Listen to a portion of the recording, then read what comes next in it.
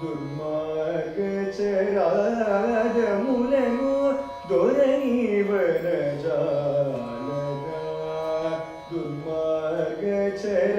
దుర్మార్గచరాదములను దొరనివనజాలగా దుర్మార్గచరాదములను దొరనివనజాలగా దుర్మార్గచరాదములను దొరనివనజాలగా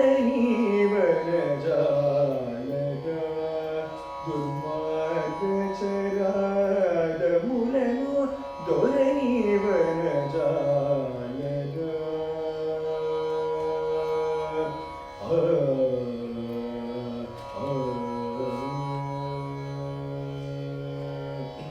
ధర్మాత్మక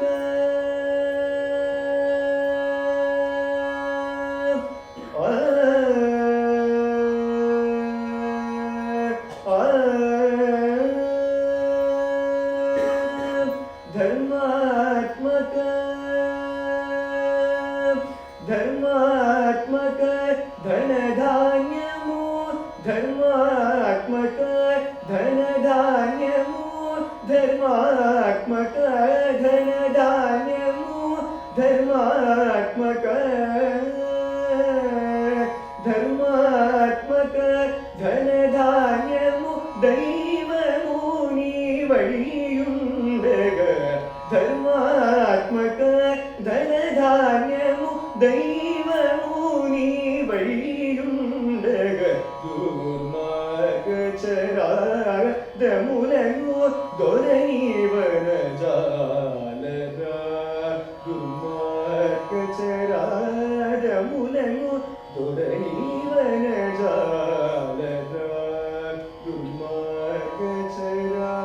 దుర్మార్గచరాదములను దొరనివనజాలగా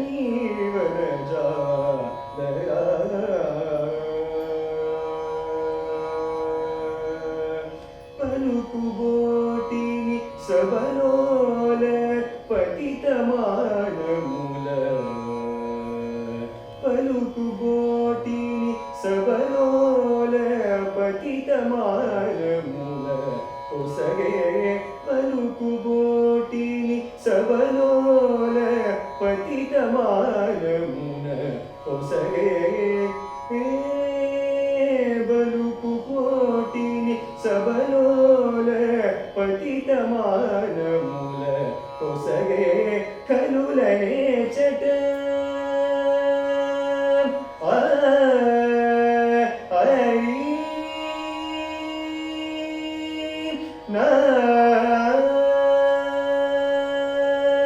కనులనే చట పొగడ శ్రీకర త్యాగరాజ వినుత కనులనే చట పొగడ శ్రీకర త్యాగరాజ వినుత దుర్మార్గచరాదములను దొరనివనజాలగా దుర్మార్గచరాదములను దొరనివనజాలగా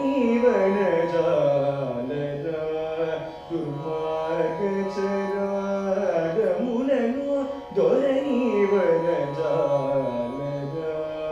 దుర్మార్గచరాదములను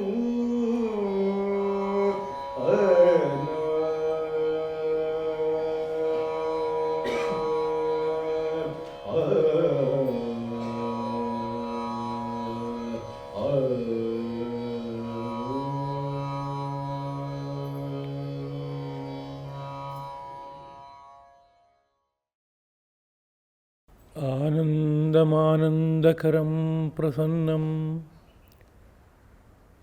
జ్ఞానస్వరూపం నిజబోధయుక్తం యోగీంద్రమీడ్యం భవరోగవైద్యం శ్రీమత్పరం బ్రహ్మగురుం స్మరామి.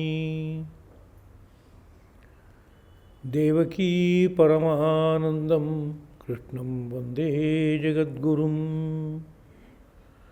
సర్వోపనిషదో గావః దోగ్ధా గోపాలనందనః పార్థో వత్సః సుధీర్భోక్తా ದುಗ್ಧಂ ಗೀತಾಮೃತಂ ಮಹತ್.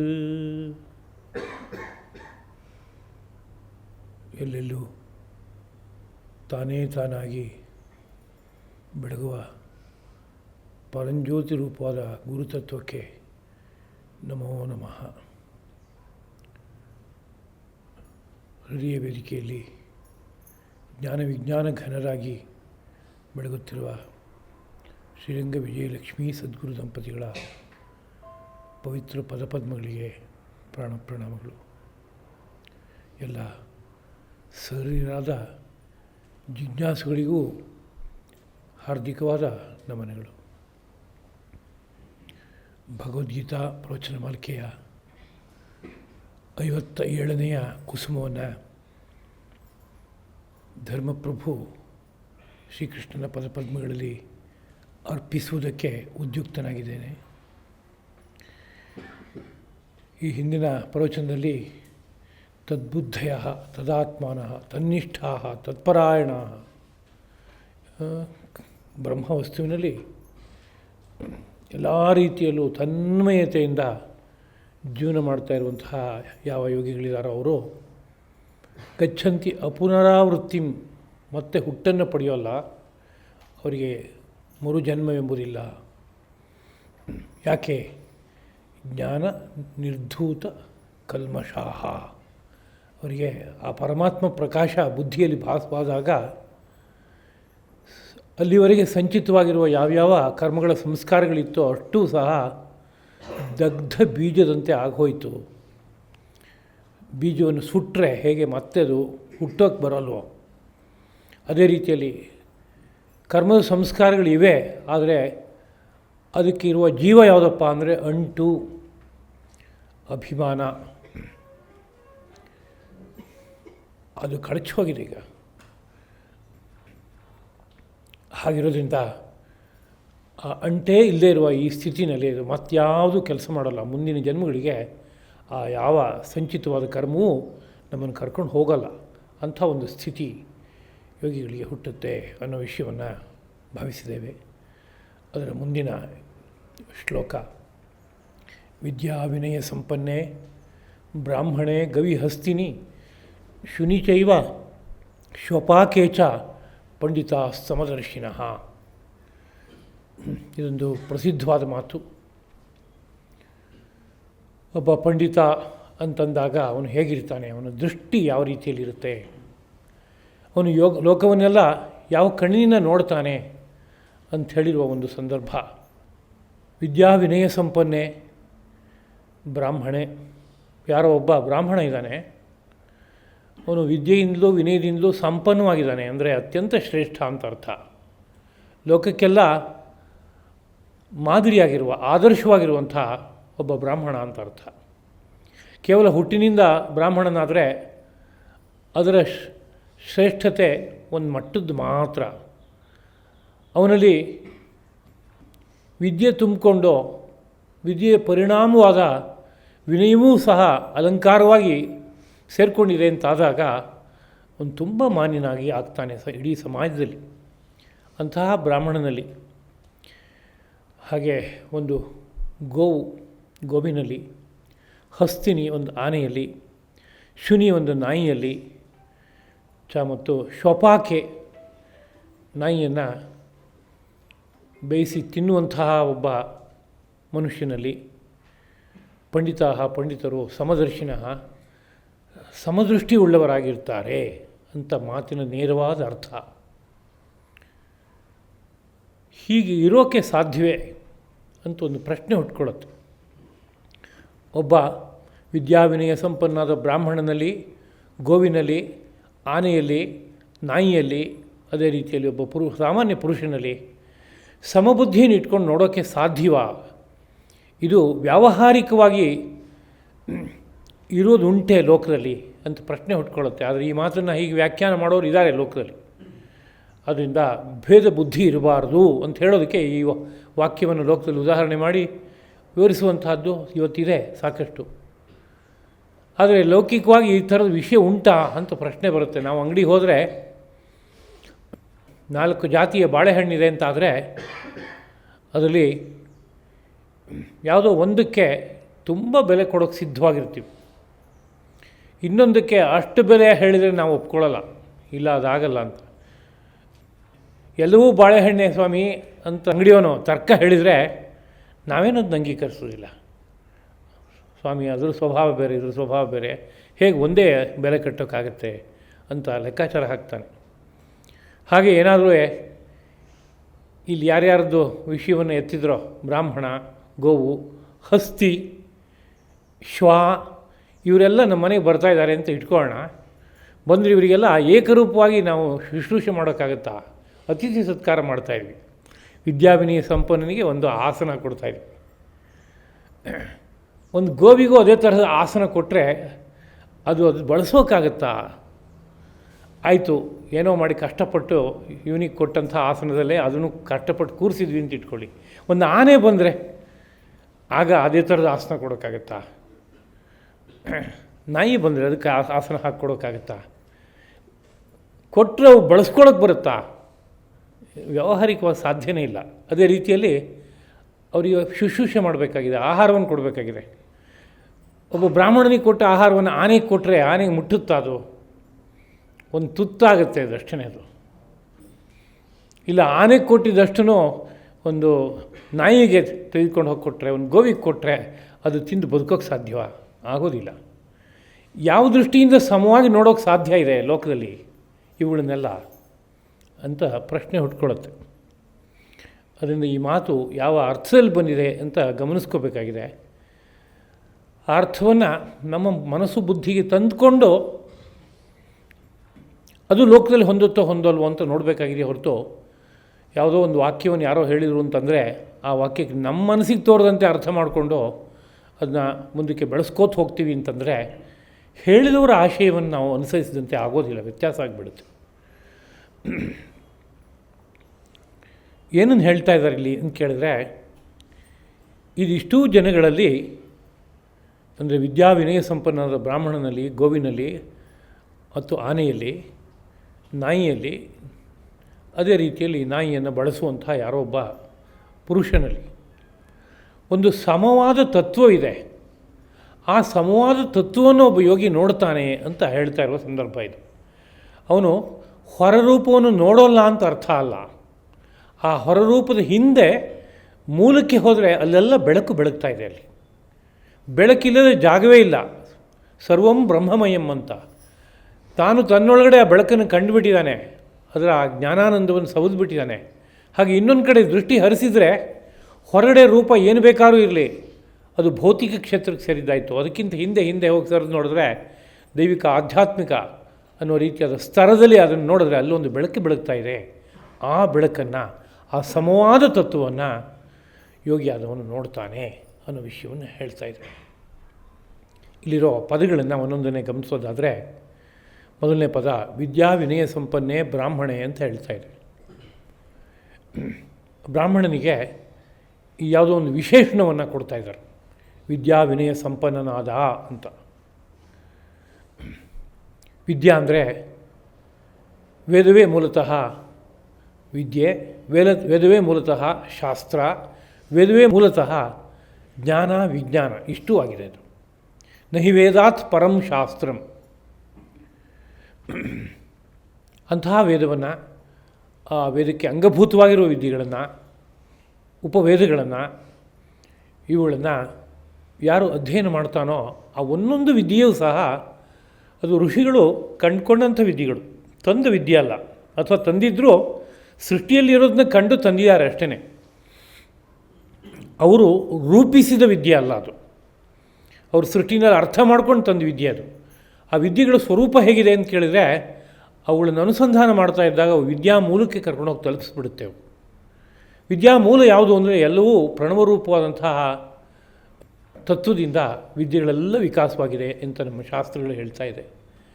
ಅಥವಾ ಪ್ರಣವದ ಇನ್ನೊಂದು ತೇಜೋಮಯವಾದ ರೂಪ ಯಾವುದಿದೆಯೋ, ಪರಂಜ್ಯೋತಿ ರೂಪ, ಆ ಪರಂಜ್ಯೋತಿಯೇ ಸಮಸ್ತ ವಿದ್ಯೆಗಳಾಗಿ ವಿಕಾಸವಾಗಿದೆ ಎಂಬುದಾಗಿ ಹೇಳ್ತಾ ಇರೋ ಸನ್ನಿವೇಶ ಇರೋದರಿಂದ ಆರ್ಷ ವಿದ್ಯೆಗಳನ್ನು ವಿಧಿವಿಧಾನವರಿತು ಅದನ್ನು ಜೀರ್ಣಿಸ್ಕೊಳ್ಳೋದಕ್ಕೆ ಬೇಕಾಗಿರುವಂಥ ಸಾಮರ್ಥ್ಯವನ್ನು ನಾವು ಇಟ್ಕೊಂಡವರಾಗಿ ಬಳಸ್ಕೋತ ಹೋದಾಗ ಆ ವಿದ್ಯೆಗಳೆಲ್ಲವೂ ವಿದ್ಯಾ ಮೂಲಕ ಹೋಗಿ ಕರ್ಕೊಂಡೋಗಿ ತಲುಪಿಸುತ್ತೆ. ಆಗ ಹುಟ್ಟುವ ಒಂದು ಲಕ್ಷಣ ಏನಪ್ಪ ಅಂದರೆ ವಿನಯ ಎಂಬುದಾಗಿ. ಅಂದರೆ ತುಂಬ ದೊಡ್ಡದನ್ನು ಕಂಡಾಗ ನಾವು ಎಷ್ಟು ಚಿಕ್ಕವರು ಅಂತ ಭಾವಿಸೋಕ್ಕೆ ಸಾಧ್ಯವಾಗುತ್ತೆ. ಸಮುದ್ರದ ಮುಂದೆ ಹೋಗಿ ನಿಂತರೆ, ತೆರೆದ ಬಾನಿನ ಮುಂದೆ ನಿಂತು ಅದನ್ನು ನೋಡಿದಾಗ ಅಯ್ಯೋ ಎಷ್ಟು ದೊಡ್ಡ ಬಾನಪ್ಪ, ಇದ್ರ ಮುಂದೆ ನಾನೆಷ್ಟುವನು, ತುಂಬ ಚಿಕ್ಕವನು ಅಂತ ಅನಿಸುತ್ತೆ. ಸಮುದ್ರದ ಮುಂದೆ ನಿಂತಾಗ ನಾನೆಷ್ಟು ಚಿಕ್ಕವನು ಅಂತ ಅನಿಸುತ್ತೆ. ಆಗ ಹುಟ್ಟುವಂಥ ಒಂದು ಬುದ್ಧಿ ಇದೆಯಲ್ಲ, ಅದನ್ನು ವಿನಯ ಅನ್ನೋ ಭಾಷೆಯಲ್ಲಿ ಕರಿಬೋದು. ಅದಕ್ಕಿಂತ ಹೆಚ್ಚಾಗಿ ವಿನಯ ಅನ್ನೋ ಶಬ್ದವನ್ನು ಋಷಿ ಮಹರ್ಷಿಗಳು ಯಾವ ಅರ್ಥದಲ್ಲಿ ಬಳಸಿದ್ದಾರೆ ಅಂತ ತೆಗೆದುಕೊಂಡ್ರೆ ಶಿಕ್ಷಣ ಅನ್ನೋ ಅರ್ಥದಲ್ಲಿ ಬಳಸಿದ್ದಾರೆ ವಿನಯ ಅನ್ನೋ ಶಬ್ದಕ್ಕೆ. ವಿಶೇಷೇಣ ನಯತಿ, ವಿಶೇಷವಾಗಿ ನಮ್ಮನ್ನು ಯಾವುದು ಕರ್ಕೊಂಡು ಹೋಗಿ ತಲುಪಿಸುತ್ತೋ ಅದು ವಿನಯ ಅಂತ. ಯಾವುದು ನಮ್ಮನ್ನು ಕರ್ಕೊಂಡು ಹೋಗಿ ತಲುಪಿಸುತ್ತೆ ಅಂತ ಕೇಳಿದರೆ ಒಂದು ಸುಶಿಕ್ಷಣ, ಆದರ್ಶವಾದ ಶಿಕ್ಷಣ. ಈ ಜೀವನದ ಬಗ್ಗೆ, ನಮ್ಮ ಬಗ್ಗೆ, ನನ್ನ ದೇಹ ಏನು, ಮನಸ್ಸೇನು, ಬುದ್ಧಿ ಏನು, ಇಂದ್ರಿಯಗಳೇನು, ಅದಕ್ಕಿಂತ ಹಿಂದೇನಿದೆ ಆ ಬಗ್ಗೆ ಒಂದು ಶಿಕ್ಷಣ. ಹಾಗೆ ಈ ಸಮಗ್ರ ಸೃಷ್ಟಿಯಲ್ಲಿ ಏನೇನಿದೆ ಅನ್ನೋ ಬಗ್ಗೆ ಒಂದು ಶಿಕ್ಷಣ. ಇಲ್ಲಿ ನನ್ನ ಪಾತ್ರ ಏನು ಅನ್ನೋ ಬಗ್ಗೆ ಒಂದು ಶಿಕ್ಷಣ, ಕರ್ತವ್ಯವೇನು ಅನ್ನೋ ಬಗ್ಗೆ ಒಂದು ಶಿಕ್ಷಣ. ಹೀಗೆ ಶಿಕ್ಷಣ ಬೆಳೆದಾಗ ಅದರ ಪರಿಣಾಮವಾಗಿ ನಾವು ಈ ಪ್ರಪಂಚದಲ್ಲಿ ಇದ್ದರೂ ಸಹ ಪ್ರಪಂಚಕ್ಕೆ ಹಿಂದೆ ಬೆಳಗ್ತಾ ಇರುವ ತತ್ವ ಏನಿದೆಯೋ ಆ ಕಡೆಗೆ ಹೋಗಿ ಸೇರೋಕ್ಕೆ ಸಾಧ್ಯವಾಗುತ್ತೆ. ಅಲ್ಲಿ ಒಂದು ವಿಶೇಷೇಣ ನಯತಿ, ವಿಶೇಷವಾಗಿ ಈ ಶಿಕ್ಷಣವೆಂಬುದು ನಮ್ಮನ್ನು ನಯತಿ, ಎಲ್ಲಿಗೋ ಕರ್ಕೊಂಡು ಹೋಗುತ್ತೆ. ಎಲ್ಲಿಗೆ ಕರ್ಕೊಂಡು ಹೋಗುತ್ತೆ ಅಂದರೆ ಈ ಸಮಗ್ರ ಸೃಷ್ಟಿಯ ಮೂಲದಲ್ಲಿ ಬೆಳಗುವ ಪರಬ್ರಹ್ಮದ ಕಡೆಗೆ ಕರ್ಕೊಂಡು ಹೋಗಿ ತಲುಪಿಸುತ್ತೆ. ಹಾಗಿರೋದ್ರಿಂದ ವಿನಯ ಅನ್ನೋದು ಏನಪ್ಪ ಅಂದರೆ ಅದೊಂದು ಗುಣ, ಅದೊಂದು ಅದೇ ರೀತಿಯಲ್ಲಿ ಶಿಕ್ಷಣವು ತಂದುಕೊಟ್ಟ ಪರಿಪಕ್ವತೆ. ಆ ಪರಿಪಕ್ವತೆಯು ಒಬ್ಬೊಬ್ಬ ಮನುಷ್ಯನೂ ಸಹ ಜ್ಞಾನಿಯನ್ನಾಗಿ, ಯೋಗಿಯನ್ನಾಗಿ ಮಾಡಿಕೊಡುವಂಥದ್ದಾಗಿದೆ. ಆ ಜ್ಞಾನಿಯೋ ಯೋಗಿಯೋ ಆದಾಗ ಅವನಲ್ಲಿ ಹುಟ್ಟುವ ಲಕ್ಷಣಗಳಿದೆಯಲ್ಲ, ಆ ಲಕ್ಷಣಗಳಲ್ಲೂ ಒಂದು ಲಕ್ಷಣ ಏನಪ್ಪ ಅಂದರೆ ವಿನಯ. ಅದು ತಲೆಬಾಗಿ ತನ್ನನ್ನು ತಾನು ಒಪ್ಪಿಸಿಕೊಳ್ಳುವಂಥ ಒಂದು ನಡೆ. ಲೋಕದಲ್ಲಿ ಇದೆ, ತನಗಿಂತ ತುಂಬ ದೊಡ್ಡವರು ಅಂತ ಪರಿಚಯಕ್ಕೆ ಬಂದಾಗ ಅವ್ರು ಹೇಳ್ದಂತೆ ಕೇಳೋಣ ಅನ್ನೋ ಬುದ್ಧಿ ಹುಟ್ಕೊಳ್ಳುತ್ತೆ. ಅವ್ರಿಗೆ ನಮ್ಮ ತಲೆನ ಬಗ್ಗಿಸ್ಬಿಡೋಣ ಅನ್ನೋ ರೀತಿಯಲ್ಲಿ ಅನಿಸುತ್ತೆ. ಅದೇ ರೀತಿಯಲ್ಲಿ ಪರಾತ್ಪರವಾದಂಥ ತತ್ವವನ್ನು ಕಂಡವನಿಗೆ ಆ ತತ್ವದ ಅದ್ಭುತವಾದಂತಹ ಸ್ವರೂಪ, ಅಲ್ಲಿಗೆ ತನ್ನನ್ನು ತಾನು ಪೂರ್ತಿ ಸಮರ್ಪಣೆ ಮಾಡ್ಕೊಂಬಿಡಬೇಕು ಅನ್ನೋ ರೀತಿಯಲ್ಲಿ ಅನಿಸುತ್ತೆ. ಹಾಗೆ ಆದಾಗ ಹುಟ್ಕೊಳ್ಳುವಂಥ ಒಂದು ಗುಣ ಲೌಕಿಕವಾಗಿ ವಿನಯ ಎಂಬುದಾಗಿ ಕರೆಯಲ್ಪಡುತ್ತೆ. ಆದರೆ ವಿನಯ ಅನ್ನೋ ಶಬ್ದವನ್ನು ಲೋಕದಲ್ಲಿ ಇವತ್ತು ಬಳಸ್ತಾ ಇರೋ ಕ್ರಮ ಬೇರೆ. ಯಾರಾದರೂ ಒಬ್ಬ ಎದುರುತ್ತರನೇ ಕೊಡಲ್ಲ, ಏನು ಹೇಳಿದರೂ ಕೇಳ್ಕೊಂಡು ಹೋಗ್ತಾನೆ ಅಂದರೆ ತುಂಬ ವಿನೀತ ಅಂತ ಭಾವಿಸುವಂಥದ್ದು ರೂಢಿಯಿದೆ. ಹೇಳೋನೊಂದು ತಪ್ಪೇ ಹೇಳಿರಲಿ, ಪೂರ್ವದ ಕಡೆ ತಿರುಗಿ ನಿಂತ್ಕೊಂಡು ಇದು ಪಶ್ಚಿಮ ಕಣೋ ಅಂತ ಹೇಳಿದರೆ ಆಗಲಿ ಸ್ವಾಮಿ ಎಂಬುದಾಗಿ ಒಪ್ಕೊಂಡು ಹೋಗ್ತಾನೆ ಅಂತಾದರೆ ಆಗ ತುಂಬ ವಿನೀತ ಅಂತ ಹೇಳುವಂಥ ಸಂಪ್ರದಾಯ ರೂಢಿ ಇವತ್ತು ದೇಶದಲ್ಲಿ ಬಂದುಬಿಟ್ಟಿದೆ. ಯಾಕೆ ಅಂದರೆ ಮೂಲತಃ ಆ ಪದ ಯಾವ ಅರ್ಥದಲ್ಲಿ ಬಂತು ಅನ್ನೋ ಬಗ್ಗೆ ತಿಳುವಳಿಕೆ ಹೋಗಿಬಿಟ್ಟಿದೆ. ಹಾಗೆ ಹೋಗಿರೋದ್ರಿಂದ ನಮ್ಮ ಮನಸ್ಸಿನ ನೇರದಲ್ಲಿ ಅದಕ್ಕೆ ಅರ್ಥವನ್ನು ವ್ಯಾಖ್ಯಾನ ಮಾಡುವಂಥದ್ದು ಇವೆಲ್ಲ ಬಂದಿದೆ. ವಿಷಯ ಹಾಗಿಲ್ಲ. ಯಾರಾದರೂ ಒಬ್ಬ ತಪ್ಪೇ ಹೇಳ್ತಾ ಇದ್ದಾನೆ ಅಂತಂದರೆ ಅದು ಹೇಗೆ ಸಾಧ್ಯ ಅಂತ ಪ್ರಶ್ನಿಸುವಂಥ ಮನಸ್ಸಿದ್ದು ಮಾತ್ರಕ್ಕೆ ಅವನು ಅವಿನೀತ ಆಗಲ್ಲ,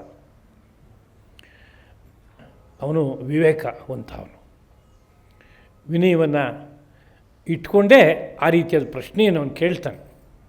ನಾನು ಸತ್ಯದ ಕಡೆಗೆ ಸಾಗಬೇಕಾಗಿದೆ, ಅದು ನಿಮ್ಮ ಮಾತು ಸತ್ಯದ ಕಡೆಗೆ ಕರ್ಕೊಂಡು ಹೋಗೋದಕ್ಕೆ ಬೇಕಾಗುವಂತೆ ಕಾಣಿಸ್ತಾ ಇಲ್ಲ, ಇದಕ್ಕೆ ಏನು ಉತ್ತರ ಹೇಳ್ತೀರಿ ತಾವು ಅಂತ ಕೇಳಿದ ಮಾತ್ರಕ್ಕೆ ಅದೇನು ಅಪರಾಧ ಅಲ್ಲ, ಅವಿನಯ ಅನ್ನೋ ರೀತಿಯಲ್ಲಿ ಕರೆಸ್ಕೊಳ್ಳಲ್ಲ. ಇದನ್ನು ನಾವು ಮನಸ್ಸಿಗೆ ತಂದ್ಕೋಬೇಕು. ವಿನಯ ಅನ್ನೋ ಶಬ್ದವನ್ನು ಬಳಸಿದ ಜಾಗವನ್ನು ನೋಡ್ಬೋದು. ಉದಾಹರಣೆಗೆ ಪ್ರಜಾನಾಂ ವಿನಯಾಧಾನಾತ್ ರಕ್ಷಣಾತ್ ಭರಣಾದಪಿ ಸಪಿತಾ ಪಿತರಸ್ತಾಸಾಂ ಕೇವಲಂ ಜನ್ಮಹೇತವಃ. ರಘುವಂಶದ ಮಹಾರಾಜರ ಒಟ್ಟು ಸ್ವಭಾವವನ್ನು ವರ್ಣಿಸುವಾಗ ಆಡಿರುವಂಥ ಒಂದು ಮಾತು, ಮಹಾಕವಿ ಕಾಳಿದಾಸನ ಮಾತು. ಪ್ರಜಾನಾಂ ವಿನಯಾಧಾನಾತ್ ಅಂದರೆ ಪ್ರಜೆಗಳಿಗೆಲ್ಲ ವಿನಯವನ್ನು ತಂದು ಕೊಡ್ತಾನವನು, ಅದು ನೆಲೆ ನಿಲ್ಲುವಂತೆ ಮಾಡ್ತಾನೆ.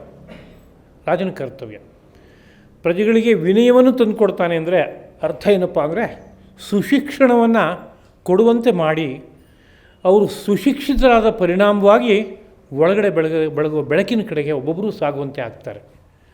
ಅದೇ ಅವನು ಮಾಡುವಂಥ ಮಹಾಕಾರ್ಯ. ಆ ಶಿಕ್ಷಣವನ್ನು ವಿನಯ ಅನ್ನೋ ಶಬ್ದದಿಂದ ಅಲ್ಲಿ ಕರೆದಿದ್ದಾರೆ. ಇದೇ ರೀತಿಯಲ್ಲಿ ಬೇರೆ ಬೇರೆ ಗ್ರಂಥಗಳಲ್ಲೂ ಆ ವಿನಯ ಅನ್ನೋ ಶಬ್ದವನ್ನು ಶಿಕ್ಷಣ ಅನ್ನೋ ಅರ್ಥದಲ್ಲಿ ಬಳಸ್ಯಾರ. ಹೀಗಿರೋದ್ರಿಂದ ವಿದ್ಯಾ ವಿನಯ ಸಂಪನ್ನೆ ಅಂತಂದರೆ ವಿದ್ಯೆಯನ್ನು ಕಲ್ತಿದ್ದಾನೆ, ಆ ವಿದ್ಯೆ ಅವನಿಗೆ ವಿನಯವನ್ನು ತಂದಿಟ್ಟಿದೆ. ಅಂದರೆ ಎಲ್ಲಿಗೆ ತಲುಪಬೇಕೋ ಅಲ್ಲಿಗೆ ತಲುಪಿಬಿಟ್ಯಾನೆ. ಅದರ ಪರಿಣಾಮವಾಗಿ ಅವನು ಬ್ರಹ್ಮಾನುಭವ ಸಂಪನ್ನ. ಹಾಗಿದ್ದಾಗ ವಿದ್ಯಾವಿನಯ ಸಂಪನ್ನಾದ ಬ್ರಾಹ್ಮಣ ಅಂತನೋ ರೀತಿಯಾದ ಪದ ಬರುತ್ತೆ. ಇದನ್ನೇ ಯಾತಕ್ಕಿಲ್ಲಿ ವಿಶೇಷವಾಗಿ ಎತ್ತಿ ಹೇಳಿದರು ಅಂತ ಕೇಳಿದರೆ, ಅಷ್ಟು ಶ್ರೇಷ್ಠನಾದ ವ್ಯಕ್ತಿ, ಹಾಗೆ ಯಾರೋ ಒಬ್ಬ ಸಾಮಾನ್ಯನಾದಂಥ ವ್ಯಕ್ತಿ, ಇವರಿಬ್ಬರಲ್ಲೂ ಸಮವಾದ ಒಂದನ್ನು ನೋಡ್ತಾನೆ ಯೋಗಿಯಾದವನು ಅಂತನ್ನುವಾಗ ಎರಡು ಮಹದಂತರದ ವಸ್ತುಗಳನ್ನು ಎದುರುಗಡೆ ಇಟ್ಟು ಎರಡರಲ್ಲೂ ಸಂವಾದವನ್ನು ನೋಡ್ತಾನೆ ಅಂತ ತೋರಿಸ್ಬೇಕಾಗಿದೆ. ಅದಕ್ಕೋಸ್ಕರ ಒಂದನ್ನು ವಿದ್ಯಾವಿನಯ ಸಂಪನ್ನೆ ಬ್ರಾಹ್ಮಣೆ ಅಂತ ತೆಗೆದುಕೊಂಡ್ರು, ಇನ್ನೊಂದು ಕಡೆಯಲ್ಲಿ ಶ್ವಪಾಕ ಅನ್ನೋ ರೀತಿಯಾದ ವಿಷಯವನ್ನು ತೆಗೆದುಕೊಂಡ್ರು. ಇನ್ನು ಮಧ್ಯದಲ್ಲಿ ಗೋವು ಅನ್ನೋ ವಿಷಯ ತೆಗೆದುಕೊಂಡ್ರೆ, ಪ್ರಾಣಿಗಳಲ್ಲಿ ಗೋವು ಸಾತ್ವಿಕ ಅಂತ ಇದ್ದರೂ ಅದು ಸಮಗ್ರ ಸೃಷ್ಟಿಯ ದೃಷ್ಟಿಯಿಂದ ತೊಗೊಂಡಾಗ ಅದು ರಾಜಸವಾದಂಥದ್ದು, ರಜೋಗುಣ ಪ್ರಧಾನವಾದ್ದು. ಬ್ರಾಹ್ಮಣ ಅಂತ ಉದಾಹರಣೆ ಕೊಟ್ಟಾಗ ಬ್ರಾಹ್ಮಣ ಪರಮ ಸಾತ್ವಿಕ, ಅದು ವಿದ್ಯಾವಿನಯ ಸಂಪನ್ನನಾದರೆ ಸತ್ವ ಗುಣ ಅನ್ನೋದು ಪ್ರಚುರವಾಗಿ ಅತಿಶಯವಾಗಿ ಮೈ ತುಂಬ ತುಂಬಿಕೊಂಡಿದ್ದಾಗ ಮಾತ್ರ ಅವನು ವಿದ್ಯಾವಿನಯ ಸಂಪನ್ನನಾಗಿ ಆಗೋದಕ್ಕಾಗುತ್ತೆ, ಇಲ್ಲೋ ಸಾಧ್ಯನೇ ಇಲ್ಲ. ಅದು ರಜಸ್ಸಿರುತ್ತೆ, ತಮಸ್ಸಿರುತ್ತೆ, ಆದರೆ ಅವನ ರಜಸ್ಸು ತಮಸ್ಸನ್ನು ಮೆಟ್ಟಿ ನಿಂತಿರುತ್ತೆ, ಅವನ ರಜಸ್ಸನ್ನು ಅವನ ಸತ್ವ ಮೆಟ್ಟಿ ನಿಂತಿರುತ್ತೆ, ಸತ್ವ ರಾಜನಂತೆ ವಿಜೃಂಭಿಸ್ತಾ ಇರುತ್ತೆ. ಹಾಗಿದ್ದಾಗ ಮಾತ್ರ ವಿದ್ಯಾವಿನಯ ಸಂಪನ್ನಾಗಿ ಇರೋಕ್ಕೆ ಸಾಧ್ಯವಾಗುತ್ತೆ. ಅದರಿಂದ ಅವನ ಉದಾಹರಣೆ ಪರಮ ಸಾತ್ವಿಕ ಅನಾದ ವ್ಯಕ್ತಿಯಲ್ಲೂ ಬ್ರಹ್ಮವನ್ನು ಸಮವಾಗಿ ನೋಡುತ್ತಾನೆ ಅನ್ನೋದನ್ನ ಹೇಳೋಕ್ಕೋಸ್ಕರವಾಗ ಉದಾಹರಣೆ ತೆಗೆದುಕೊಂಡ್ರೆ, ಇನ್ನೊಂದು ರಾಜಸ್ವಾದ ಕ್ಷೇತ್ರ ಬಂದರೆ ಪ್ರಾಣಿಗಳೆಲ್ಲ ರಾಜಸಿಕ ಅಂತ ಕರೆಯಲ್ಪಡುತ್ತವೆ. ಆ ಪ್ರಾಣಿಗಳ ವರ್ಗದಲ್ಲಿ ಗೋವನ್ನು ಸಾತ್ವಿಕ ಅಂತ ಕರೆದಿದ್ದಾರೆ, ಆ ವಿಷಯ ಬೇರೆ. ಆದರೆ ಪ್ರಾಣಿಗಳ ವರ್ಗ ಅಂತ ಅಂದಾಗಲೇ ರಜೋಗುಣ ಪ್ರಧಾನವಾದ ಒಂದು ಮೈ ಬಂದ್ಬಿಟ್ಟಿದೆ ಅವಕ್ಕೆ. ಹಾಗಿರೋದ್ರಿಂದಲೇ ಅದಕ್ಕೆ ತಿರ್ಯಕ್ ಜಂತು ಎಂಬುದಾಗಿ ಕರೀತಾರೆ. ಶ್ರೀರಂಗ ಮಹಾಗುರುಗಳು ಸೃಷ್ಟಿ ವಿಜ್ಞಾನವನ್ನು ವ್ಯಕ್ತಪಡಿಸುವ ಅನೇಕ ಮಾತುಗಳನ್ನು ಆಡಿರುವಂಥ ಸಂದರ್ಭವನ್ನು ಗಮನಿಸ್ಬೋದು. ತಿರ್ಯಕ್ ಜಂತು, ತಿರ್ಯಕ್ ಅನ್ನೋ ಶಬ್ದ ಅಡ್ಡಡ್ಡಲಾಗಿ ಅನ್ನೋ ಅರ್ಥದಲ್ಲಿರುವಂಥ ಶಬ್ದ, ಅದು ಹಾರಿಜಾಂಟಲ್ ಅಂತ ಇಂಗ್ಲೀಷ್ನಲ್ಲಿ ಹೇಳ್ತೀವಲ್ಲ, ಹಾಗೆ ಭೂಮಿಗೆ ಸಮಾನಾಂತರವಾಗಿರುವಂಥದ್ದನ್ನು ತಿರ್ಯಕ್ ಅಂತ ಕರೀತಾರೆ. ತಿರ್ಯಕ್ ಜಂತು ಅಂತ ಯಾತಕ್ಕೆ ಆ ಪ್ರಾಣಿಗಳಿಗೆಲ್ಲ ಕರೀತಾರೆ ಅಂತ ಕೇಳಿದ್ರೆ, ಅವುಗಳು ನಿಂತ್ಕೊಂಡಾಗ ಬೆನ್ಮೂಳೆ ಹೇಗಿರುತ್ತೆ ಅಂದರೆ ಹೀಗೆ ಅಡ್ಡಡ್ಡಾಗಿರುತ್ತೆ. ಅದು ಬೆನ್ಮೂಳೆ ಪೂರ್ತಿಯಾಗಿ. ಅವುಗಳ ಇಂದ್ರಿಯಗಳೂ ಸಹ ಹೇಗೆ ಬಹುಮುಖವಾಗಿ ಅಡ್ಡಡ್ಡಲಾದ ಗತಿಯಲ್ಲೇ ಕೆಲಸ ಮಾಡ್ತಾ ಇರುತ್ತವೆ. ಮನುಷ್ಯನಿಗೆ ಅವು ಅಡ್ಡಡ್ಡಲಾದ ಗತಿಯಲ್ಲಿ ಕೆಲಸ ಮಾಡ್ತಾ ಬಾಹ್ಯ ಪ್ರಪಂಚದ ಕಡೆಗೆ ಹರಿತಾ ಇದ್ದರೂ ಸಹ ಸಮಯ ಬಂದಾಗ ಆ ಬಾಹ್ಯ ಪ್ರಪಂಚವನ್ನು ಮರೆತು ಇಂದ್ರಿಯಗಳಷ್ಟು ಹಿಮ್ಮುಖನಾಗಿ ಆಗೋದಕ್ಕೆ ಬರುತ್ತೆ. ಆದರೆ ಪ್ರಾಣಿಗಳಿಗೆ ಹಾಗೆ ಹಿಮ್ಮುಖನಾಗಿ ಆಗೋಕ್ಕೆ ಬರೋಲ್ಲ. ಪ್ರಾಣಿಗಳ ಮನಸ್ಸು, ಬುದ್ಧಿ, ಪಂಚೇಂದ್ರಿಯಗಳು ಇಷ್ಟು ಸಹ ತಿರ್ಯಂಗ್ಮುಖವಾಗಿಯೇ ಸಂಚಾರ ಮಾಡುವಂಥದ್ದು. ಅದಕ್ಕೆ ತಕ್ಕಂತೆ ಬೆನ್ನುಮೂಳೆಯೂ ಸಹ ತಿರ್ಯಕ್ ಆಗಿದೆ, ಅದಕ್ಕೆ ಅಡ್ಡಡ್ಡಲಾಗೇ ಇದೆ. ಅದರಿಂದ ಅದಕ್ಕೆ ತಿರ್ಯಕ್ ಜಂತು ಎಂಬುದಾಗಿ ಕರೆದಿದ್ದಾರೆ. ಇಂತಹ ತಿರ್ಯಕ್ ಜಂತುಗಳಲ್ಲಿ ಒಂದಾಗಿರುವಂತಹ ಗೋವನ್ನು ತೆಗೆದುಕೊಂಡ್ರೆ, ಆ ಗೋವಿನಲ್ಲೂ ಸಮವಾದ ಒಂದು ತತ್ವ ಇದೆ. ಅದು ಯಾವುದು ಅಂದರೆ ಒಂದು ಬೆಳಕು, ಪರಬ್ರಹ್ಮ. ಹಾಗೆ ಇನ್ನೊಂದು ಆನೆಯ ಉದಾಹರಣೆಯನ್ನು ತೆಗೆದುಕೊಂಡ್ರು. ಅದು ಪ್ರಾಣಿಗಳಲ್ಲಿ ತಾಮಸ ಎಂಬುದಾಗಿ ಪರಿಗಣಿಸಲ್ಪಡುತ್ತೆ. ಯಾಕೆಂದರೆ ಅದರ ಬಣ್ಣ ಒಂದು ತರಹ ಇದೆ, ಅದರ ಆಕಾರ ಬೃಹದ್ರೂಪವಾಗಿದೆ, ಅದರ ಒಟ್ಟಾರೆ ನಡೆನುಡಿಗಳನ್ನೆಲ್ಲ ಗಮನಿಸಿದಾಗ ಅದನ್ನು ತಾಮಸ ಅಂತ ಹೇಳೋದಕ್ಕೆ ಅವಕಾಶ ಇದೆ. ಅಂತಹ ತಾಮಸವಾದ ಪ್ರಾಣಿಯಾದರೆ ಏನು, ಅದರಲ್ಲೂ ಕೂಡ ಇದೆ. ಏನಪ್ಪ ಅಂದರೆ ಒಂದು ಬೆಳಕು, ಒಳಗಡೆ ಪರಮಾತ್ಮ ರೂಪವಾದಂಥ ತತ್ವ ಅದಿದೆ. ಹಾಗೆ ಚಿಕ್ಕ ಇನ್ನೊಂದು ಪ್ರಾಣಿ, ಅದು ರಾಜಸ ಮತ್ತು ತಾಮಸ ಎರಡೂ ಪ್ರಧಾನವಾಗಿ ತುಂಬಿರುವಂತಹ ವಿಶಿಷ್ಟವಾದಂಥ ಒಂದು ಪ್ರಾಣಿ. ಇನ್ನು ಅದೇ ರೀತಿಯಾದಂಥ ಇನ್ನೊಬ್ಬ ವ್ಯಕ್ತಿ, ಮನುಷ್ಯನೇ ಇರ್ಬೋದು, ಅವನು ರಜಸ್ಸು ತಮಸ್ಸೆ ಪ್ರಧಾನವಾಗಿ ಅವನ ಮೈನಲ್ಲಿ ತುಂಬಿದರೆ ಅಂಥ ವ್ಯಕ್ತಿ. ಇಷ್ಟು ಉದಾಹರಣೆಯನ್ನು ತೆಗೆದುಕೊಂಡು ಇಷ್ಟೂ ಕಡೆಗಳಲ್ಲಿ ಒಬ್ಬ ಯೋಗಿ ಆದವನು ಏನನ್ನು ಗುರುತಿಸಬಲ್ಲ ಅಂತ ಕೇಳಿದ್ರೆ, ಒಳಗಡೆ ಬೆಳಗುವ ಪರಮಾತ್ಮ ತತ್ವವನ್ನು ಗುರುತಿಸಬಲ್ಲ, ನೋಡಬಲ್ಲ ಅಂತ. ಹಾಗಂದು ಮಾತ್ರಕ್ಕೆ ಸದಾ ಕಾಲದಲ್ಲೂ ಅದನ್ನೇ ನೋಡ್ತಾ ಇದ್ದು ಲೌಕಿಕವಾದ ಭೇದವನ್ನೇ ಗಮನಿಸೋದೇ ಇಲ್ಲ ಅನ್ನೋ ರೀತಿಯಲ್ಲಿ ಅಂದ್ಕೋಬಾರ್ದು. ಒಂದು ಕಡೆಯಲ್ಲಿ ವೇದಾಂತ ಪಾಠ ನಡೀತಾ ಇತ್ತಂತೆ. ಆ ವೇದಾಂತ ಪಾಠಕ್ಕೆ ರಾಜ್ಯದ ಮಹಾಪ್ರಭುಗಳು ಭಾಗವಹಿಸ್ತಾ ಇದ್ದರು ಅಂತ ಮಹಾತ್ಮರು ಹೇಳುವ ಕಥೆ. ಭಾಗವಹಿಸ್ತಾ ಇದ್ದಾಗ ಹೀಗೆ ಪಾಠ ಆಗುವಾಗ ಇದೇ ತರಹ ಶುನಿಚೈವ ಶ್ವಪಾಕೇಚ ಪಂಡಿತಾ ಸಮದರ್ಶಿನಃ, ಪಂಡಿತರು ಸಂವಾದದಲ್ಲಿ ನೋಡ್ತಾರೆ. ಸರ್ವಂ ಬ್ರಹ್ಮಮಯಂ, ಎಲ್ಲವೂ ಬ್ರಹ್ಮಮಯವಾದದ್ದು, ಅದು ಬಿಟ್ಟು ಇನ್ನೇನಿದೆ ಅಂತ ಅದ್ವೈತ ವೇದಾಂತದ ಪಾಠ. ಅದು ಪಾಠ ಆಗಿ ಸ್ವಲ್ಪ ಕಾಲದ ನಂತರದಲ್ಲಿ ಮಹಾಪ್ರಭುಗಳು ತರಹ ವರ್ತನೆಯಲ್ಲಿ ಪರಿವರ್ತನೆ ಮಾಡ್ಕೊಂಬಿಟ್ರು ಕೆಲವೆಲ್ಲ. ಏನು ಪರಿವರ್ತನೆ ಅಂತ ಕೇಳಿದ್ರೆ,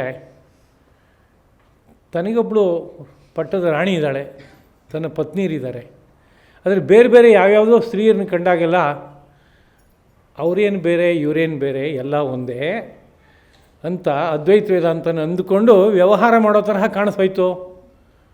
ಆಗ ಪಟ್ಟದ ರಾಣಿಗೆ ಬಹಳ ಹಿಂಸೆ ಆಯಿತು ಮಾನಸಿಕವಾಗಿ. ಇದೇನಿದು ಕತೆ, ನಾನು ಪಟ್ಟದ ರಾಣಿ, ಈಗ ನನ್ನನ್ನು ಹೇಗೆ ಭಾವಿಸ್ತಾರೋ ಹಾಗೆ ಹೋಗೋ ಹೆಣ್ಣು ಮಕ್ಕಳನ್ನೆಲ್ಲ ಆ ರೀತಿಯಲ್ಲಿ ಭಾವಿಸೋಕೆ ಶುರು ಮಾಡಿಬಿಟ್ರಲ್ಲ, ಏನು ಕತೆ ಇದು ಅಂತ ಏನೋ ಮಾತಾಡಿಸಿದ್ರೆ ಕೂಡಲೇ ಸರ್ವಂ ಬ್ರಹ್ಮಮಯಂ, ನೀನು ಏನು ಗೊತ್ತು, ಪಾಠ ಕೇಳಿಲ್ಲ ನೀನು ಅಂತಂದ್ರಂತೆ. ಆಗ ಇದೊಂದು ದೊಡ್ಡ ಸಮಸ್ಯೆ ಆಯ್ತಲ್ಲ ಅಂಥೇಳಿ ಆಕೆ ಈ ಪಾಠ ಹೇಳ್ಕೊಡ್ತಾ ಇದ್ದ ಆಚಾರ್ಯ ಪುರುಷರಿದ್ದಾರಲ್ಲ ಅವ್ರ ಹತ್ರ ಹೀಗಾಗ್ಬಿಟ್ಟಿದೆ ಪರಿಸ್ಥಿತಿ, ಏನು ಮಾಡೋದು ಆಚಾರ್ಯರೇ ಅಂತ ಹೋಗಿ ಪ್ರಶ್ನೆ ಕೇಳಿದರೆ, ಯೋಚನೆ ಮಾಡಬೇಡ, ನಾಳೆ ನಿಮ್ಮ ಮನೆಗೆ ನಾನು ಅನಿರೀಕ್ಷಿತವಾಗಿ ಭೋಜನಕ್ಕೆ ಬರ್ತೇನೆ ಅಂತ ಹೇಳಿ ಮಾರನೇ ದಿವಸ ಪ್ರಭುಗಳು ಬಂದಾಗ, ಇವತ್ತು ತಮ್ಮನೆಗೆ ನಾನು ಭೋಜನಕ್ಕೆ ಬರಬೇಕು ಅಂತ ಅನಿಸಿದೆ, ಬರ್ಬೋದೆ ಅಂತ ಕೇಳಿದ್ರಂತೆ. ಖಂಡಿತ ಬನ್ನಿ ಅಂತ ಕರೆದ್ರಂತೆ.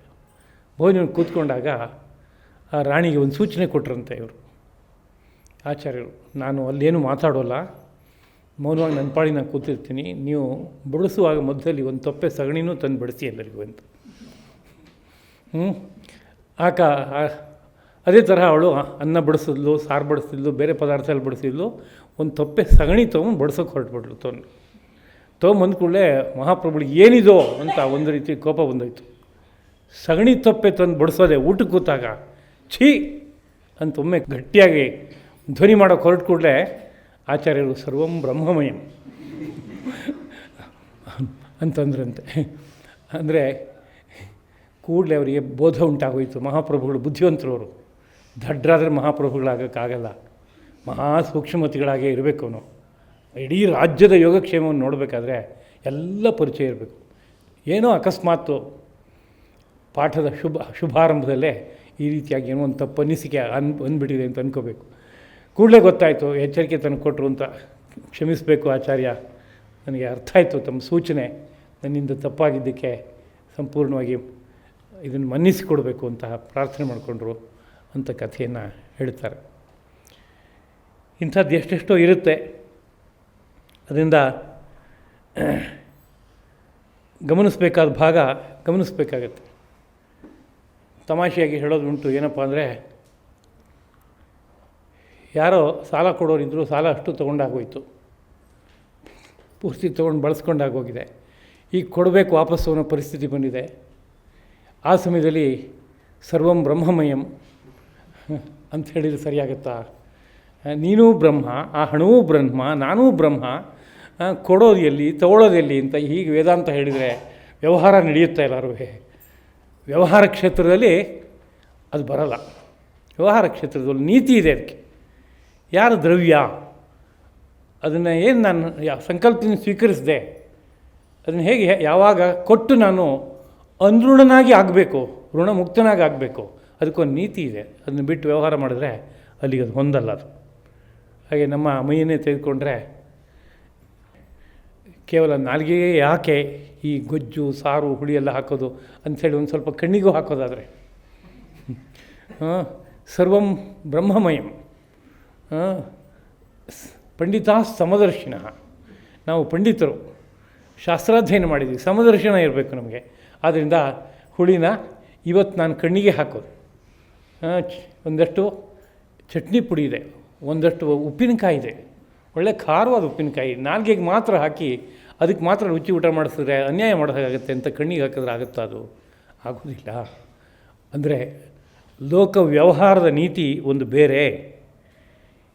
ಇದು ಎಲ್ಲಿಗೆ ಸೇರಿದ ವಿಷಯ ಅಂತ ಕೇಳಿದ್ರೆ, ಯಾರೋ ಒಬ್ಬ ಯೋಗಿ ಆ ಯೋಗ ದೃಷ್ಟಿಯಿಂದ ಹೊರ ಕವಚವನ್ನು ಭೇದಿಸಿ ಒಳ ಕವಚದಲ್ಲಿ ಬೆಳಗ್ತಾ ಇರೋ ಬೆಳಕನ್ನು ನೋಡ್ತಾ ಇದ್ದಾನೆ ಅಂತಂದಾಗ ಹೀಗೆ ಇರುತ್ತೆ ಅನ್ನೋ ವಿಷಯವನ್ನು ಹೇಳ್ತಾ ಇದೆ.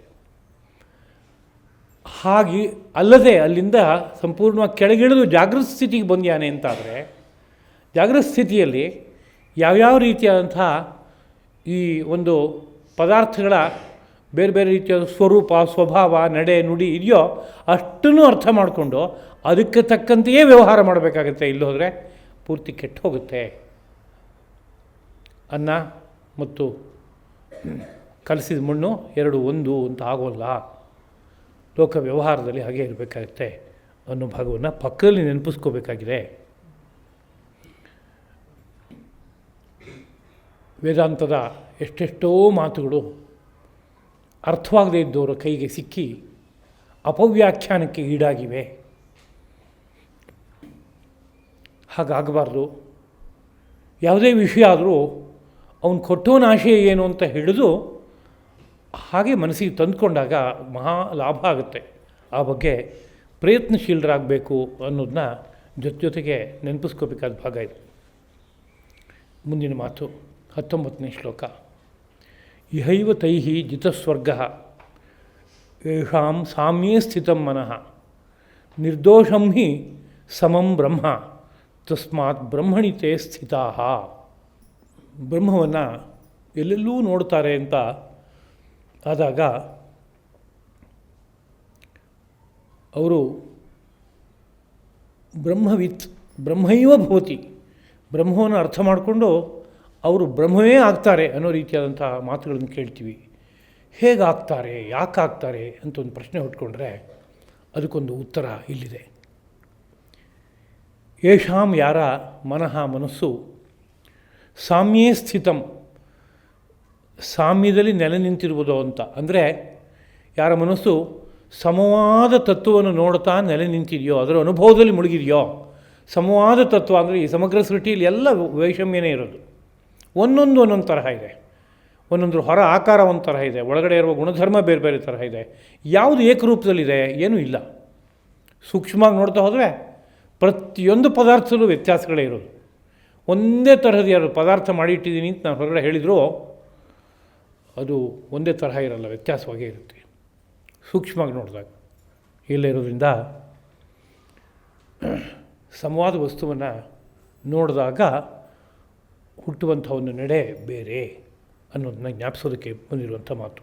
ಯೇಷಾಂ ಯಾರ ಮನಃ ಮನಸ್ಸು ಸಾಮ್ಯೇ ಸ್ಥಿತಂ, ಸಮವಾದ ಬ್ರಹ್ಮದಲ್ಲಿ ನೆಲೆ ನಿಂತಿದೆಯೋ, ಸಾಮ್ಯದಲ್ಲಿ ನೆಲೆ ನಿಂತಿದೆಯೋ, ತೈಹಿ ಅವರಿಂದ ಇಹೈವ ಈ ಬದುಕಿನಲ್ಲೇ, ಈ ಜನ್ಮದಲ್ಲೇ, ಸರ್ಗ ಜಿತಃ, ಸ್ವರ್ಗ ಅಲ್ಲ ಅದು, ಸರ್ಗ ಅಂದರೆ ಸೃಷ್ಟಿ ಅಂತ ಅರ್ಥ, ಹುಟ್ಟು ಅಂತ ಅರ್ಥ, ಜನ್ಮ ಅಂತ ಅರ್ಥ. ಅದು ಜಿತಃ ಗೆಲ್ಲಲ್ಪಟ್ಟಂತಾಯಿತು ಅಂತ ಅರ್ಥ. ಬ್ರಹ್ಮವು ನಿರ್ದೋಷಂ, ದೋಷರಹಿತವಾದದ್ದು, ಸಮಂ ಹಿ ಸಮವಾಗಿಯೂ ಇರುವುದಷ್ಟೇ. ಹಾಗಿರೋದ್ರಿಂದ ತಸ್ಮಾತ್ ಆದ ಕಾರಣದಿಂದ ತೇ ಅವರು ಅಂದರೆ ಯಾರು ಆ ಸಮವಾದ ಬ್ರಹ್ಮವನ್ನು ನೋಡ್ತಾರೋ ಅನುಭವಿಸ್ತಾರೋ ಅವರು ಬ್ರಹ್ಮಣಿ ಸ್ಥಿತಾ, ಬ್ರಹ್ಮದಲ್ಲೇ ಹೋಗಿ ನೆಲೆ ನಿಂತು ಬಿಡ್ತಾರೆ ಅಂತ. ಇಷ್ಟು ಸಾಕ್ಷಾತ್ ಅರ್ಥ.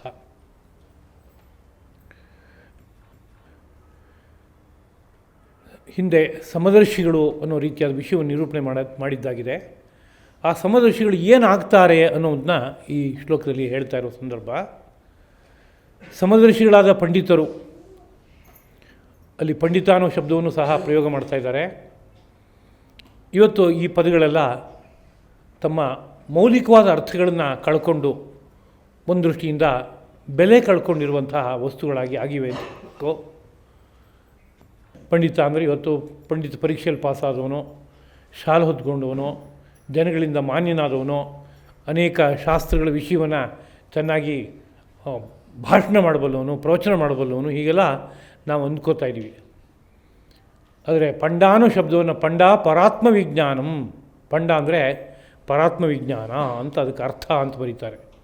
ಅದು ಯಾರಿಗೆ ಲಭಿಸಿದೆಯೋ ಅವನನ್ನು ಪಂಡಿತ ಎಂಬುದಾಗಿ ಕರೀತಾರೆ. ವಿದ್ವಾನ್ ಅನ್ನೋ ಶಬ್ದವನ್ನು ತೆಗೆದುಕೊಂಡ್ರು ಅಷ್ಟೇ. ವಿತ್ ಅಂದರೆ ಜ್ಞಾನ ಅಂತ ಅರ್ಥ.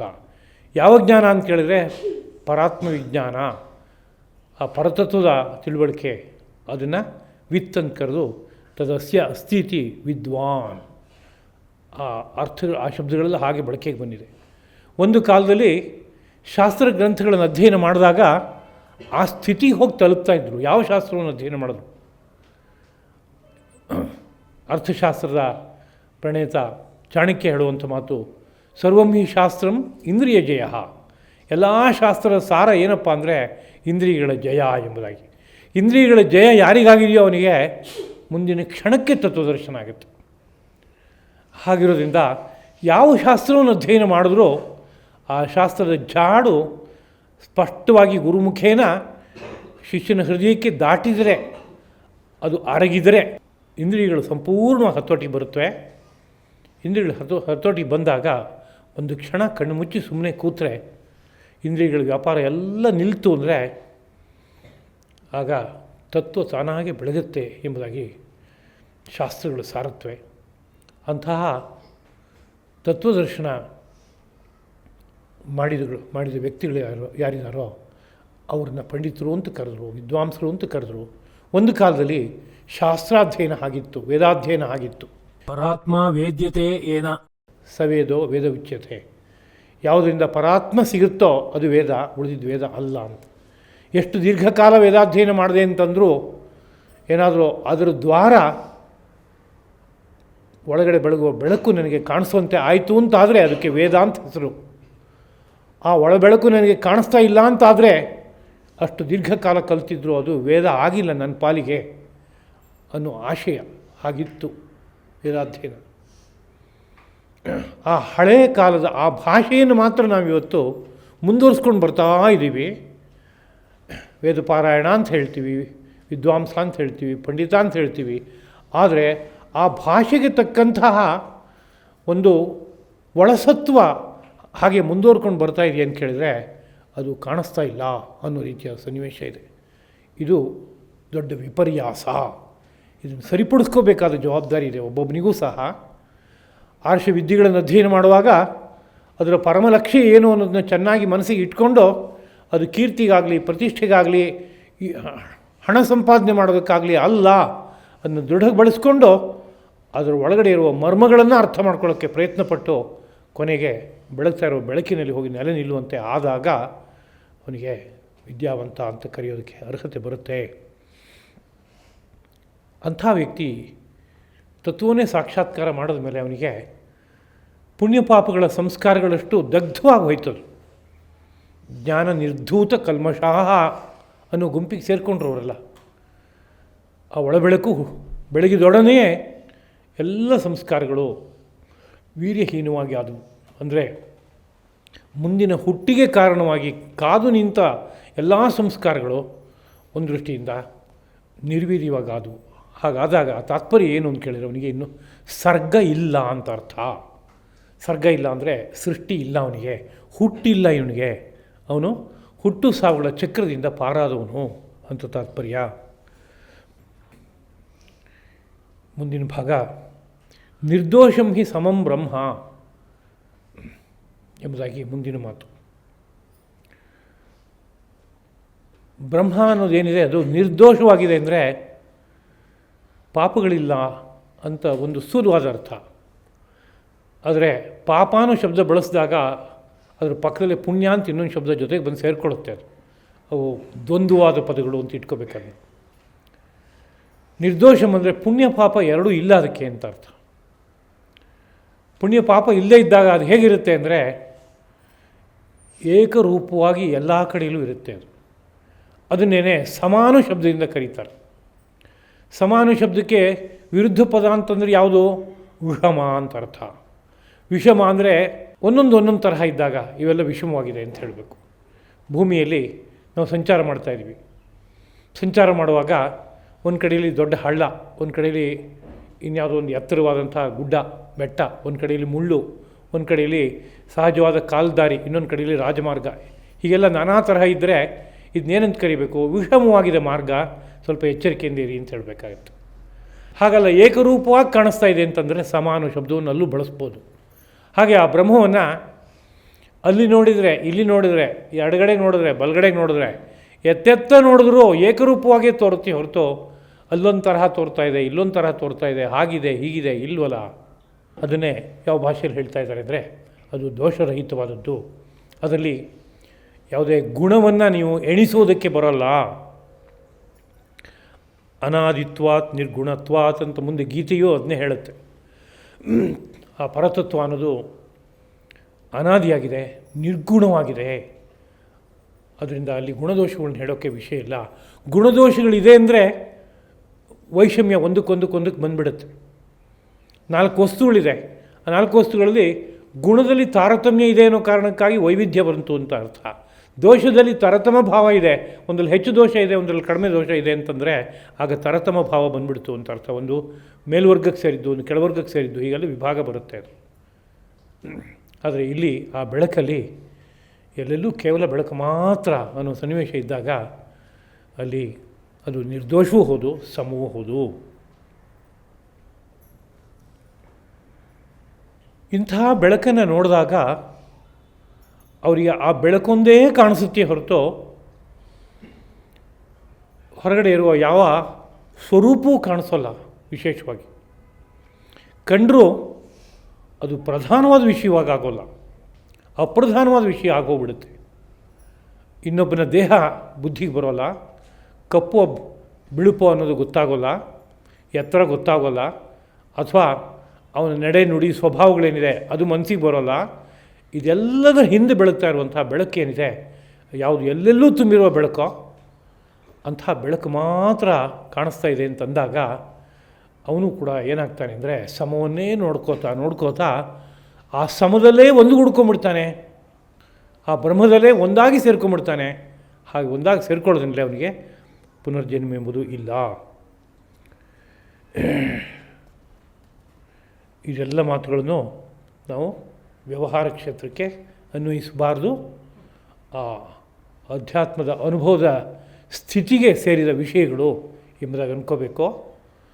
ಅದು ಅಲ್ಲದೆ ಆ ಅನುಭವದ ಸ್ಥಿತಿಯಲ್ಲೇ ಇದ್ದು ಕೆಲವೊಮ್ಮೆ ಲೋಕ ವ್ಯವಹಾರದಲ್ಲಿ ಇದ್ದಾರೋ ಎಂಬಂತೆ ಇರುವಂಥದ್ದಿದೆ ಅಂತ ಶಾಸ್ತ್ರಗಳು ಸಾರುತ್ತೆ. ಉದಾಹರಣೆಗೆ ಸಮಾಧಿ ಅಂತ ಹೇಳಿದಾಗ ಆ ಸಮಾಧಿಯಲ್ಲಿ ಒಂದು ಜಾಗೃತ ಸಮಾಧಿ ಜಾಗೃತ ಅನ್ನೋ ಅವಸ್ಥೆಗಳನ್ನೆಲ್ಲ ಹೇಳುತ್ತೆ. ಅವನು ಸಮಾಧಿಯಲ್ಲಿದ್ದರೂ ಎಚ್ಚರಿಕೆಯಲ್ಲಿದ್ದಂತೆ ಕಾಣಿಸ್ತಾನೆ, ಅವನು ಎಚ್ಚರಿಕೆಯಲ್ಲಿದ್ದರೂ ಸಮಾಧಿಯಲ್ಲಿದ್ದಂತೆ ಕಾಣಿಸ್ತಾನೆ. ಇಂಥದ್ದೆಲ್ಲ ಅನುಭವಗಳಿದೆ. ಹಾಗೆಲ್ಲ ಅನುಭವದಲ್ಲಿದ್ದಾಗ ಅವರ ನಡೆಗಳೆಲ್ಲ ಭಿನ್ನವಾಗಿರುತ್ತೆ.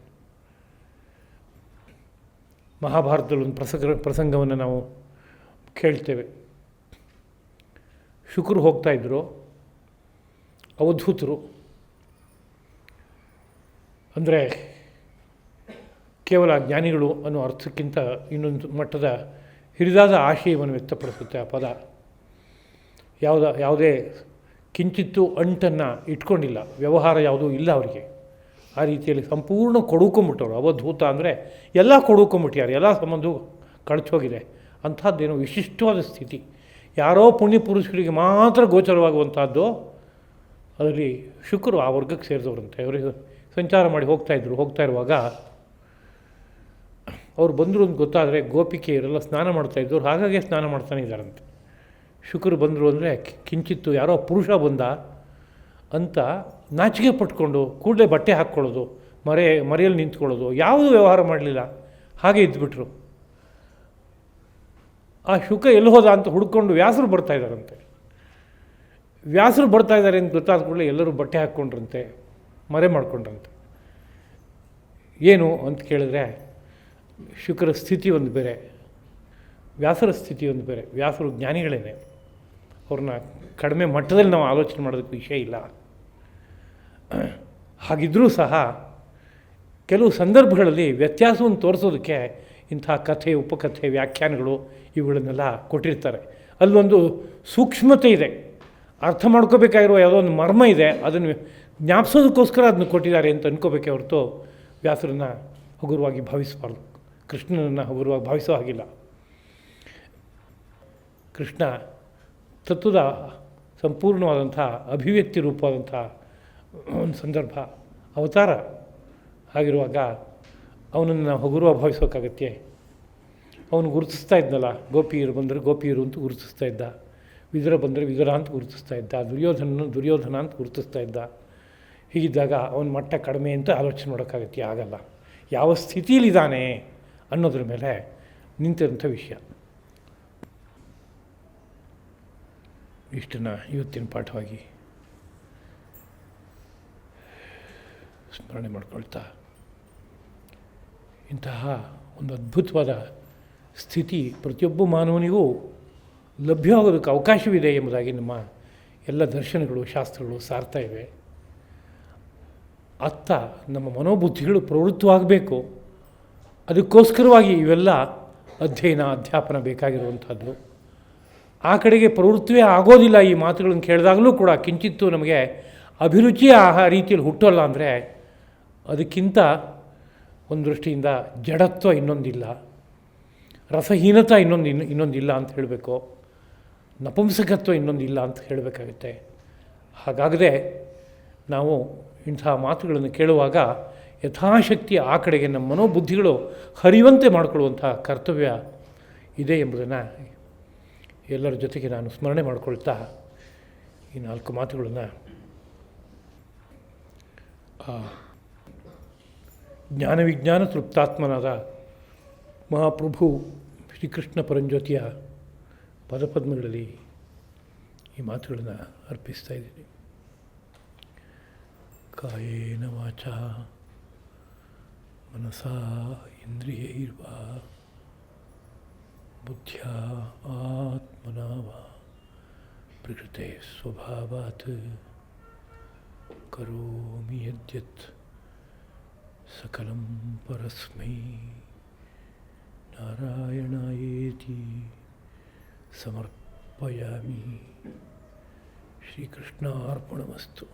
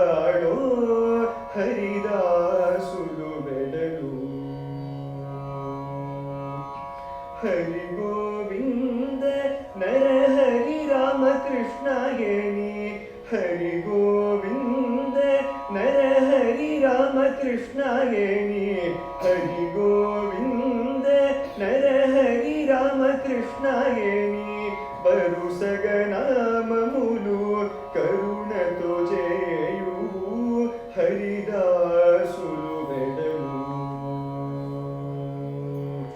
ಹರಿ ಗೋವಿಂದ ನರಹರಿ ರಾಮಕೃಷ್ಣಯೇನಿ ಬರಸುಗನಾಮములు ಕರುಣతో చేయు ಹರಿದಾಸುಲು ಬೆಡಲು ಮುಚಟಗಾನಿ ಆನಂದಮಾಯೇ ದಯಾಳೋ ಹರಿದಾಸುಲು ಬೆಡಲು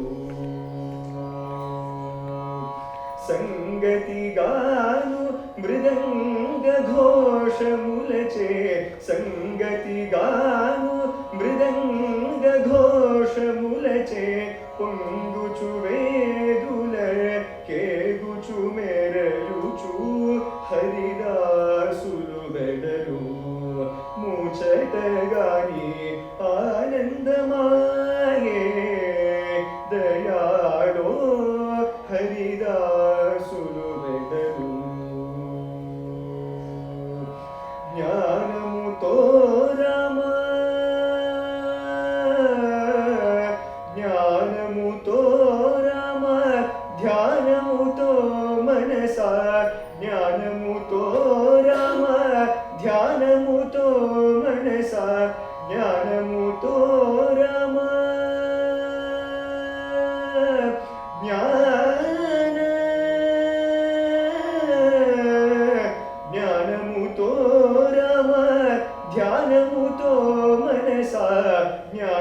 ధ్యానముతో రామ ధ్యానముతో మనస గానముతో మెను దానము సంగుచు హరిదాసులు వెడలు ముచటగాని ఆనందమాయే దయాడో హరిదాసులు వెడలు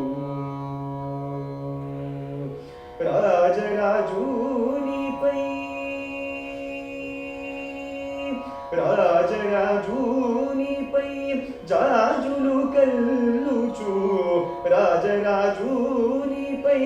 జాజులు కల్లుచు రాజిల్లు త్యాగరాజునితో గుడి హరిదాసులు వెడలు ముచటగాని హరిదాసులు వెడలు ముచటగాని ఆనందమాయే దయాళో హరిదాసులు వెడలు హరిదాసులు వెడలు హరిదాసులు